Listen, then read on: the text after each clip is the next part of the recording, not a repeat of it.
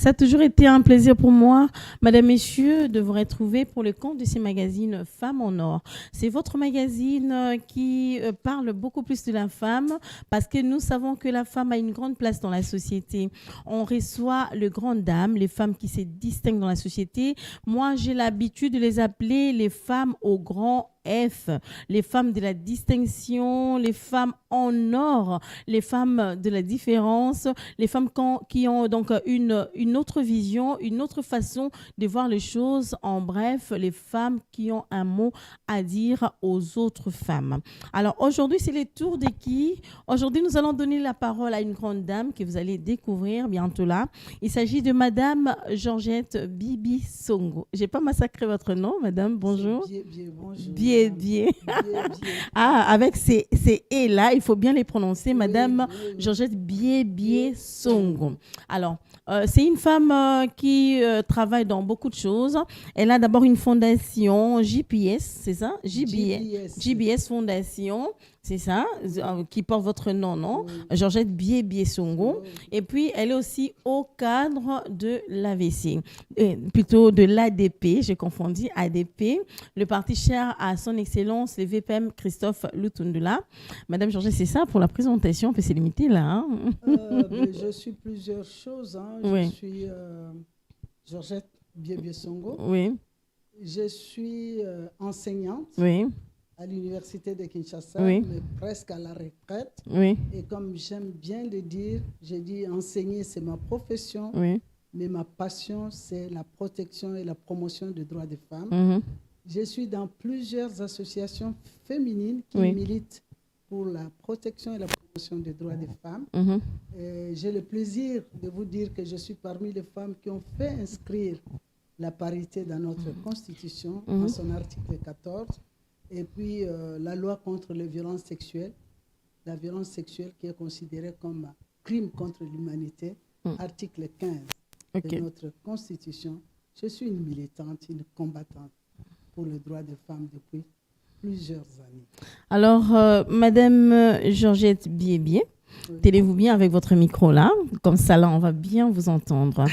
Alors, vous êtes parmi les femmes qui ont milité pour instaurer la parité en RDC, c'est ça? Oui. Alors, je veux juste savoir un peu qu'est-ce qui vous a poussé à faire ça.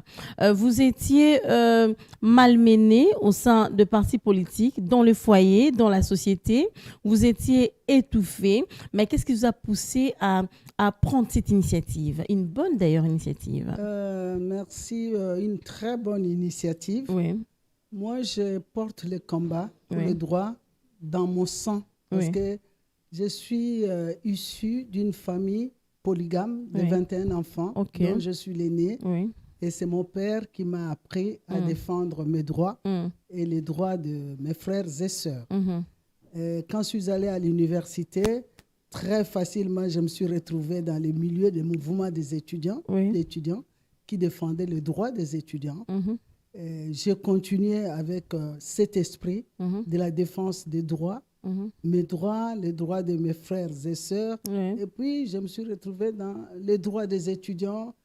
Et, je suis allée à Paris où j'ai fait mes études, mon doctorat en pharmacie, parce que je suis docteur en pharmacie de l'université René Descartes à Paris 5. Et c'est à Paris, on a beaucoup milité, des étudiants noirs, des étudiants africains, on a beaucoup milité contre des régimes dictatoriaux qui régnaient dans nos pays dans ces années-là, 72, 73, 74. Oui. Et au retour au pays, j'ai continué à militer. J'ai beaucoup milité contre la dictature de M. Mobutu. J'ai vécu à l'étranger, oui. J'ai vécu à l'étranger et quand il y a eu la démocratisation de notre pays. Mon mari aussi, qui était, malheureusement, il est mort, ça fait 5 ans, qui était aussi un grand militant des droits humains. Et c'est d'ailleurs dans ces cadres qu'ils se sont connus avec le VPM Lutundula, la conférence nationale souveraine. C'était des jeunes gens très engagés. Mais très intelligents aussi. Très intelligents, des juristes, parce que mon mari était aussi docteur en droit constitutionnel et en sciences politiques. Donc, mon mari et moi, on a toujours milité contre la dictature, pour l'avènement d'un état de droit dans notre pays, pour l'instauration de la démocratie dans notre pays. Donc, c'était un couple de militants. C'est un couple de militants et il m'a beaucoup aidé dans mon combat pour le droit des femmes. Quand on s'est battu pour faire inscrire la parité dans la Constitution, lui, il était député de la transition. C'était en 2003, après le dialogue intercongolais, où j'étais comme experte à Sun City. Et à notre retour, donc, quand on s'est battu pour faire inscrire la parité dans la Constitution, c'est lui qui m'a donné beaucoup de tuyaux pour me dire il faut voir tel, il faut voir tel, il faut voir tel. Donc, c'était mon coach, c'était mon mentor en politique et il m'a beaucoup soutenu. On peut savoir son nom de reste-mémoire alors? C'est le professeur Jean-Claude Biébié, qui était à la Conférence nationale souveraine. Il a été aussi ministre de l'Éducation, enseignement primaire, secondaire, je crois universitaire, dans les gouvernements de Tshisekedi qui n'avait fait qu'une semaine. Donc, il était ministre éphémère pendant une semaine. J'aime bien votre sourire quand vous parlez de votre mari. Alors, très peu de femmes gardent de bons souvenirs de leur mari. Ah non, ça c'est un ami pour moi, un confident, un compagnon de lutte. Et nos enfants sont pareils. Nos enfants aussi, c'est des militants pour le droit des femmes, alors que je n'ai pas de filles, je n'ai que des garçons. Qui sont aussi des juristes? Non, aucun n'est juriste. J'ai un qui est ingénieur en informatique, un autre qui a une maîtrise en sciences économiques, et puis un autre qui est dans la production événementielle. D'accord. Alors, Madame Biébié, là, ça y est, j'ai retenu le nom. Vous avez milité, vous avez lutté pour instaurer la parité dans notre pays, la RDC. Donc, c'est à partir de la culture, des choses que vous avez vues à l'étranger, et vous avez dit pourquoi pas, et c'est aussi dans notre pays. C'est bien, je vous encourage. Alors, est-ce que ça servit à quelque chose, cette lutte? En d'autres termes, est-ce qu'il y a des avancées en termes significatifs de cette parité? Moi, je suis une militante, donc je me bats pour le long terme. Ok, très bien. Je ne me bats pas pour un positionnement, je ne me bats pas pour un poste, je me bats pour que les choses changent.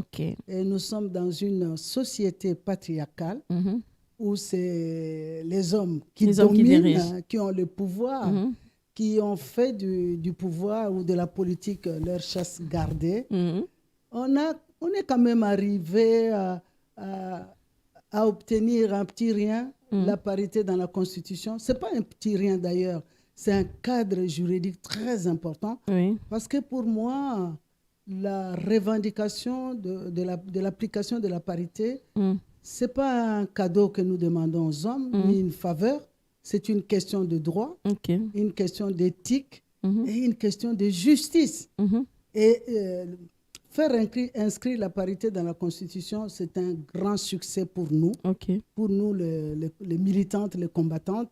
D'ailleurs, en 2005, quand le président Thabo Mbeki était ici à Kinshasa, il nous a reçus. J'étais à l'époque la présidente du caucus des femmes congolaises. Ces femmes qui se sont battues pour que la femme revienne pour que la paix revienne à RDC, nous avait beaucoup félicité en disant mais comment vous avez fait pour faire inscrire la parité dans la Constitution? Parce qu'en Afrique du Sud, c'est vrai, les femmes ont occupent des postes très élevés, mais il n'y a pas de cadre juridique. Mais vous êtes arrivé à faire inscrire la parité dans la Constitution. C'est vraiment un succès, un combat louable, c'est un combat pour une cause juste. Il nous a félicités et il nous a même recommandé qu'il faut partager votre expérience avec les femmes sud-africaines, avec d'autres femmes africaines, pour qu'elles arrivent également à faire inscrire la parité dans la Constitution. Donc, pour moi, comme je l'ai dit tout à l'heure, ce n'est pas une question d'avoir 50% tout de suite. On se bat. On se bat. Vous parlez déjà de 50%. 50-50. 50-50. Oui. Ça, c'est l'idéal. Ça, c'est le but. Et je me dis, le jour où on atteindra la parité, ça sera le plus beau jour de ma vie parce que c'est un combat que je mène depuis plus de 25 ans. Oui. On est arrivé à faire inscrire la parité dans la Constitution. On a une loi de mise en application de cette parité qui ne me satisfait pas parce qu'il n'y a pas de contraintes dans cette loi. Oui. Mais nous continuons le combat, nous continuons les plaidoyer pour que les politiques comprennent que la question des droits des femmes, la question d'accès à des postes de responsabilité, on ne négocie pas avec ça. C'est une question de droit. Et si, ici, je voudrais interpeller un peu le chef de l'État, qui est le champion de la masculinité positive, qui est le champion de l'instauration d'un état de droit dans notre pays. On les soutient pour cela, mais il faut que ça devienne effectif. Il ne faut pas que ce soit des slogans creux. Il faut qu'ils prennent des mesures énergiques parce que nous sommes devant telles que quoi? Parce que quand vous parlez des mesures, vous survolez. Telles que quoi? Parce que là, j'ai épinglé que vous êtes aussi cadre d'un grand parti politique qui évolue en RDC, la NEP, les partis chers à son excellence le VPM Christophe Lutundula. Vous êtes cadre. Vous travaillez avec les femmes au sein de votre parti politique. Si je vous posais la question de savoir, Madame Biébié, il y a combien de femmes qui sont candidates à la députation nationale? Vous allez dire très peu par rapport aux hommes. Alors, qu'est-ce que vous voulez? Parce que vous parlez du chef d'État qui puisse prendre des mesures drastiques, des mesures énergétiques. Alors, qu'est-ce que vous voulez que les chefs d'État fassent si la femme elle-même ne se présente pas? La masculinité positive, quand on défend une position, on prend des mesures pour qu'on arrive à atteindre l'objectif, pour qu'on arrive à atteindre le maximum dans la situation qu'on voudrait améliorer. Dans ces cas-ci de la parité, je vous ai dit que la loi ne me satisfait pas parce qu'il n'y a pas de mesures contraignantes. Et aujourd'hui, qu'est-ce que nous avons vu à la députation nationale? Nous n'avons que 17% de femmes. Par rapport aux hommes, 83. 83% d'hommes. Est-ce que c'est parce que les femmes ne veulent pas être candidates? Mais on ne sait pas, c'est ce qu'on nous a présenté à la CENI. Non, je ne pense pas. Il y a beaucoup de femmes qui se sont faites écarter des listes électorales. Et pourquoi? Parce que jusqu'à présent, nous avons encore des chefs de partis politiques. La plupart des partis politiques sont dirigés par des hommes. Et ces hommes, pour la plupart, certains d'entre eux, continuent à considérer la politique comme une chasse gardée. C'est une histoire d'hommes. Ce n'est pas une histoire de femmes. Alors, quand il y a des réunions où se prennent des décisions pour l'alignement des femmes, des candidats, on écarte les femmes. Les femmes ne se retrouvent pas. Ah bon? Mais parce qu'il y a une candidate qui m'a dit que... À la dernière ceinture, là où se prennent les grandes décisions, il n'y a que des chefs, les présidents. Ils l'appellent les présidents. Il n'y a que des hommes. Il n'y a que des hommes qui sont les chefs de partis politiques et qui décident qui va rester sur la liste, qui ne va pas rester sur la liste. Parce que l'homme congolais n'a pas encore compris qu'on a des obligations. Que la parité, c'est une obligation. On prend des mesures, on prend des décisions, mais on n'est pas prêt à mettre ces mesures en application, en pratique. Ce n'est pas pour la parité seulement, c'est dans beaucoup de domaines. Parce que vous avez vu vous-même, il y a combien de projets.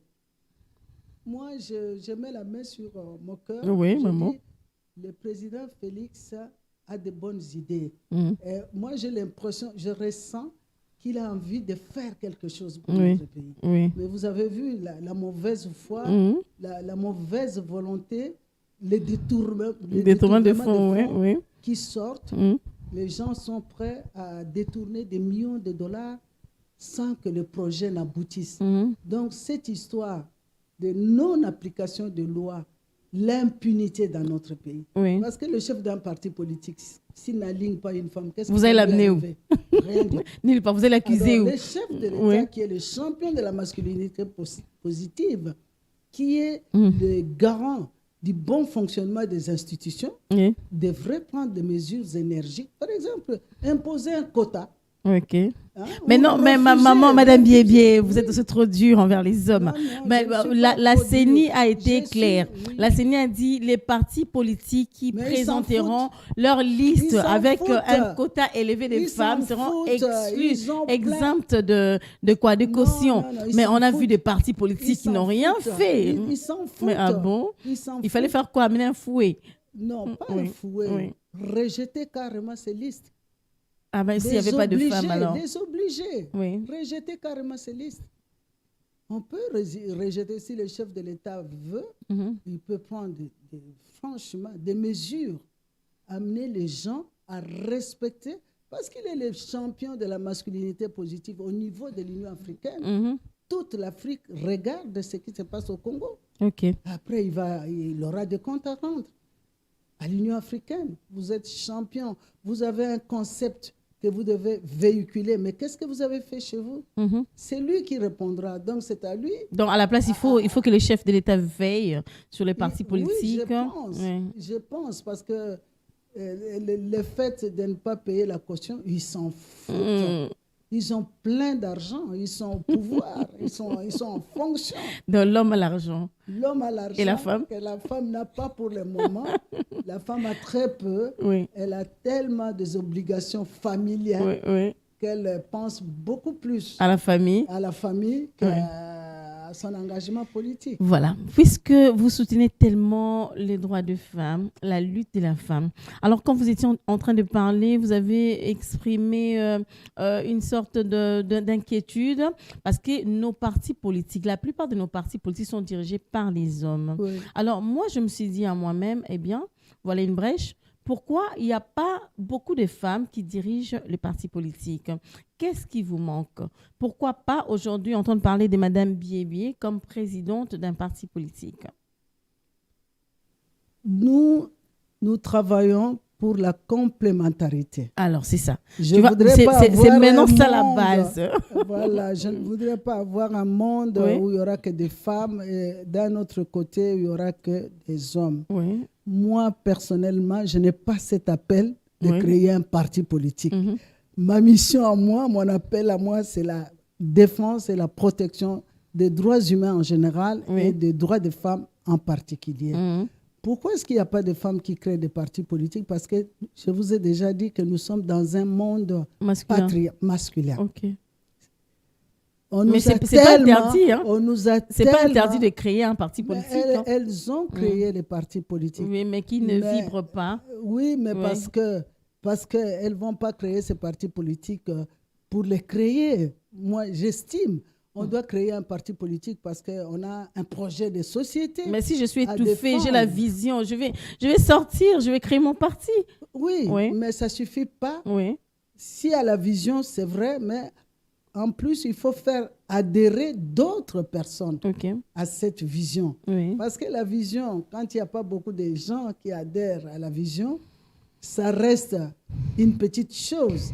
Mais quand il y a beaucoup de personnes qui adhèrent à la vision, cela devient un succès, cela se réalise, cela devient une chose qui a un intérêt public. Au Congo, malheureusement, jusqu'à présent, on n'est pas encore arrivé, les femmes ne sont pas encore arrivées. On est dans un processus d'apprentissage. Donc, nous sommes encore en train d'étatonner. Je pense que sur 910 partis politiques, ce qui est exagéré, il y a une cinquantaine de partis politiques qui sont dirigés par les femmes. Donc, sur 950. Ok, il n'y a pas match. Il n'y a même pas. On n'arrive même pas à cheville. Mais il ne faut pas créer un parti politique pour le créer. Il faut créer un parti politique. Il faut avoir de la substance à défendre dans ces partis politiques. Il faut avoir un bon projet de société. Et d'ailleurs, moi, j'aimerais que les hommes et les femmes militent dans les grands partis politiques. Dans des regroupements politiques. Au lieu de faire des regroupements politiques, je pense qu'il faut faire des grands partis politiques. Ça existe. En France, il y a combien de partis politiques? Aux États-Unis, il y a combien de partis politiques? Ça, chez nous, ce sont des partis politiques alimentaires. C'est même pas des Donc, c'est là où vous critiquez les hommes, ils n'ont pas de vision avec leurs partis politiques. C'est pour leur poche. Il y a des partis politiques de mallettes. Il y a des partis politiques qui n'ont pas des militants. Il y a que la femme, les enfants et les chefs du parti. C'est vrai. Les partis qui n'existent que de nom. Que de nom, c'est vrai. Moi, je vois beaucoup de sièges de partis politiques. Les portes sont toujours fermées. Je n'ai jamais vu de voiture. Aucune réunion. Aucune réunion. Consultation. Regardez sur l'avenue Saint-Douai. Il y a combien de partis politiques? Vous avez déjà vu des voitures? Non, même pas.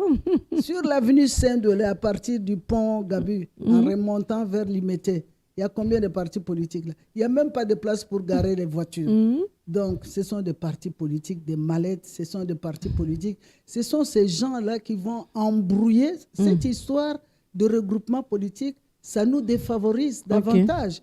Parce que chacun qui a son parti politique mallette vient avec des noms bidons. Et ces noms pénalisent les gens c'est vrai, qui militent dans des partis, qui aimeraient être sur des listes électorales. Donc, à la longue, il faut que ce soit réglementé. C'est pas sérieux. Alors, puisque nous avançons, Madame Biébié, aujourd'hui, la CENI a déjà fait son travail. La CENI a publié, par rapport à la députation nationale, 17% de femmes. C'était un regret parce que moi, personnellement, j'étais là dans la salle lorsque le président Denis Kadima parlait de 17%. Mais elle a dit ça remontait quand même. Avant, c'était dans les 12-13. Mais qu'est-ce que la femme congolaise, dans sa lutte, a déjà fait? Ou bien, qu'est-ce qui reste à faire? Dans sa lutte, nous avons obtenu ce cadre juridique. Ça c'est déjà très important. De un, oui. D'après les documents stratégiques de réduction de la pauvreté du ministère du Plan, c'était dit que 70%, je crois, des Congolais sont pauvres. Et parmi ces 70%, la majorité est composée des femmes. Des femmes sont pauvres et s'engager en politique demande de l'argent aussi, des moyens aussi. C'est pour cela, quand nous avons obtenu le cadre juridique, nous avons pensé à l'autonomisation des femmes. Moi, personnellement, c'est comme ça que nous avons mis en place cette fondation, la GBS Foundation. Mais il n'y a pas que la GBS Foundation, il y a plusieurs associations féminines qui militent encore pour l'autonomisation de la femme, pour sortir la femme de la pauvreté. Parce que je vous ai dit tout à l'heure, il y a tellement peu d'argent, quand le peu que la femme a, elle pense l'utiliser d'abord pour les besoins familiaux. Elle ne va pas penser à utiliser pour les besoins, son engagement politique. C'est comme ça que nous sommes dans la recherche de moyens pour l'autonomisation des femmes. Et nous avons mis en place de mutuelles d'entraide. Ces mutuelles, ailleurs, ça s'appelle les associations villageoises d'épargne et de crédit. Ce sont des mutuelles d'entraide. Les femmes se cotisent chaque semaine. Elles mettent un peu d'argent de côté et à la fin du mois, avec cet argent, elles peuvent avoir des petits crédits pour développer leurs petites activités génératrices de revenus. Mais les activités génératrices de revenus, ce sont des activités de survie. Ces activités ne sortent pas la femme de la pauvreté. Malheureusement, dans notre pays, nous avons des fonds comme les FPI, des fonds de la promotion industrielle. Vous croyez qu'il y a des femmes qui obtiennent des fonds là-bas? Il n'y a que des hommes, C'est des hommes politiques qui vont prendre encore de 400 000 $, de 500 000 et qui ne remboursent jamais. Et aucune sanction. Aucune sanction. Madame Biébié. Oui, aucune sanction. Vous avez un problème sérieux avec les hommes. Non, moi je travaille avec les hommes. Moi, j'apprécie les hommes. Je travaille avec les hommes. Mais quand il y a des injustices comme ça, ça me révolte. Parce qu'il y a des femmes qui sont dans des associations, qui sont reconnues par les ministères des Affaires sociales, par les ministères du genre, famille et enfants, qui pourraient accéder aussi à ces fonds. Mais jamais elles n'accèdent à ces fonds. Alors, elles se débrouillent. Les femmes congolaises se débrouillent. On essaie de les sortir de la pauvreté en cherchant une autonomisation pour elles, en créant des mutuelles d'entraide. Il y a des associations qui essayent de les aider à développer leurs activités agricoles, des activités commerciales. Donc, après le cadre juridique, il y a le cadre économique. Dans le cadre économique, là, on est en train de tâtonner encore tout ça. Franchement, on n'a pas encore trouvé les chemins pour sortir la femme congolaise de la pauvreté. De la pauvreté en dans de l'auberge. 2021, le président de la République a inauguré officiellement la mutuelle financière des femmes africaines qui a son siège en face du marché de Sumba-Ziguida.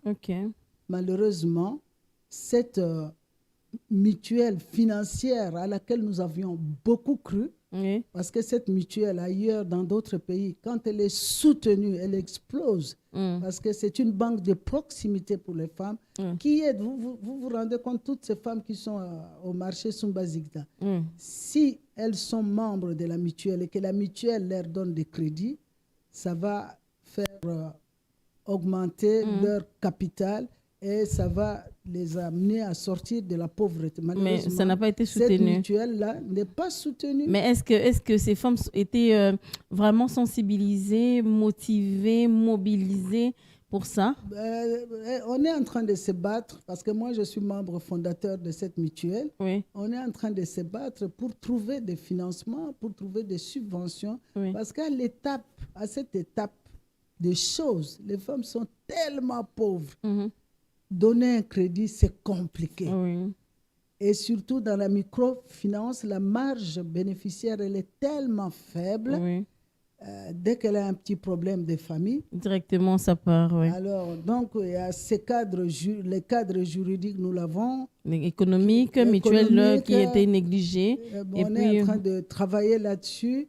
Maintenant, les cadres politiques, les femmes, je pense qu'il y a plus de femmes qui s'élèvent quand même en politique. Il y a plus de femmes qui commencent à s'élever.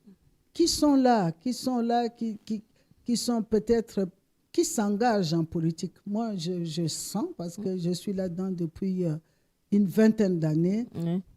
Nous avons vu au gouvernement, nous avons maintenant 27% de femmes ministres. Donc, on est quand même arrivé à quelque chose. On a une femme qui est la gouverneure de la Banque centrale. Chose qu'on n'avait jamais eue depuis 1960. Elle gère l'argent.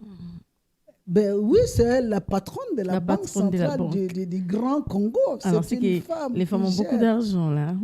Mais ce n'est pas son argent, c'est l'argent du Congo, ce n'est pas son argent. Nous avons aussi, je crois, la Cour de cassation, nous avons une dame qui est là-bas. Donc, ça commence à bouger un peu à l'université. Nous avons beaucoup de femmes qui sont des femmes professeurs. Dans les entreprises, nous avons des femmes qui occupent des fonctions.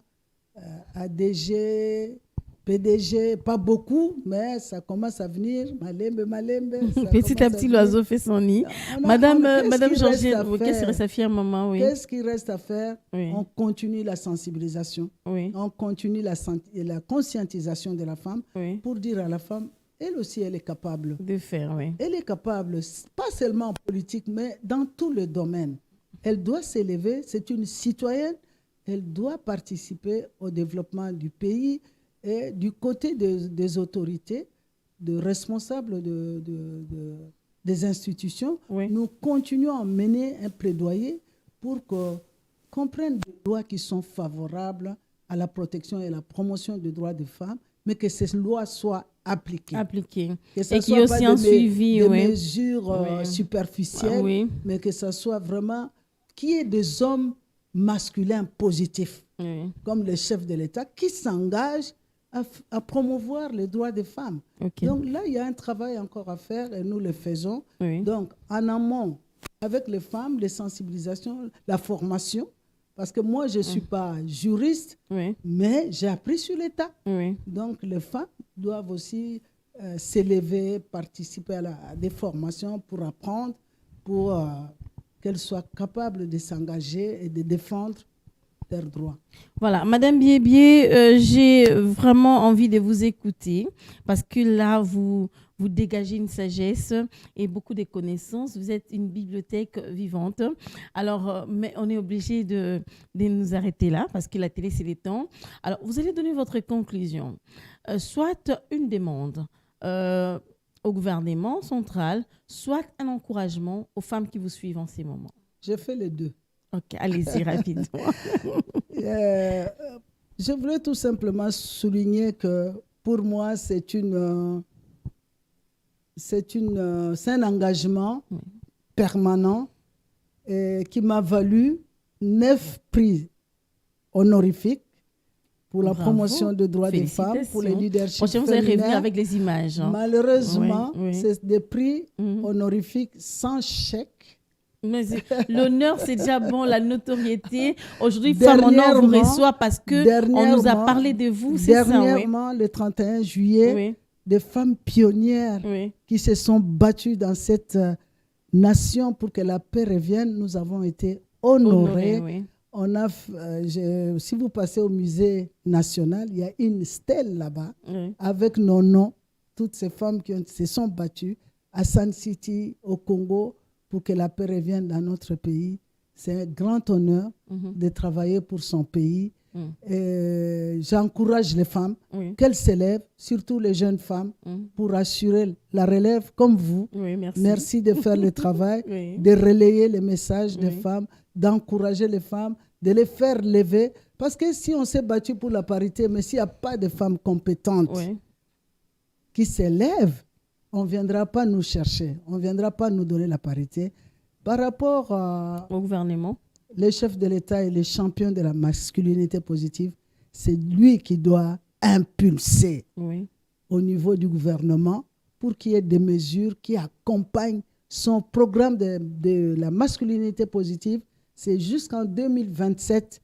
Donc, il nous reste encore quelques années. Je pense qu'on doit tout faire pour qu'il y ait des mesures incitatives, pour qu'il y ait des mesures énergiques, pour que la parité qui est inscrite plutôt dans notre Constitution devienne effective, pour que les Congolaises et les Congolais travaillent main dans la main pour le développement de notre grand pays qui sera plus beau qu'avant. Voilà. Si tout le monde travaille ensemble. Nous n'avons que ça comme pays. On n'a que ça et on a décidé de rester ici. Il y en a qui sont partis. Mais nous sommes toujours là. Vous étiez partis, vous êtes revenus. Je suis parti pour aller étudier. Je suis parti pour combattre la dictature. Comme la dictature est tombée, on est là pour consolider la démocratie, pour consolider la paix. Et là, j'ai une pensée pour toutes ces femmes qui subissent des violences à l'est de notre pays. J'espère qu'un jour, ça va s'arrêter. Ok. Voilà, il faut rester toujours optimiste, Madame Georgette Biébié-Songo. Merci en tout cas d'avoir répondu à toutes nos questions. Merci d'avoir répondu à notre invitation en dépit de vos multiples occupations. En tout cas, c'est un plaisir pour moi de vous recevoir sur les plateaux des Femmes en Or. Hein. Tout le plaisir a été pour moi et à très bientôt. À très vite. Madame, messieurs, je recevais pour vous Madame Georgette Biébié-Songo. C'est une femme qui a beaucoup plus milité pour instaurer la parité. La parité, là, que vous parlez souvent, parité. Elle a lutté. Elle a lutté pour que la parité entre dans la constitution de la RDC. Article 14. Article 14. Ce sont des femmes qui sont battues pour qu'aujourd'hui, la voix de la femme soit entendue. Alors, c'est un plaisir pour moi de la recevoir sur ces plateaux. Elle est aussi au cadre, au sein du parti politique ADP, le parti cher à son excellence, le VPM Christophe Je le salue en passant. Voilà, le respect déjà. Et puis, elle a aussi une fondation GBS, c'est ça? Oui. Foundation, en anglais. Hein? On va revenir, pourquoi l'anglais, pourquoi pas français? Pour faire bien. Alors, je dis merci à toi, Andrick. Merci à Emmanuel Kaloubi. Merci à Rigen. Je vois que tu me signales que c'est Alors, merci à toi, Lazik Makoukoula, sacré. Je te remercie aussi. On va se retrouver prochainement pour un autre numéro des Femmes en Or. À très bientôt. Bye bye.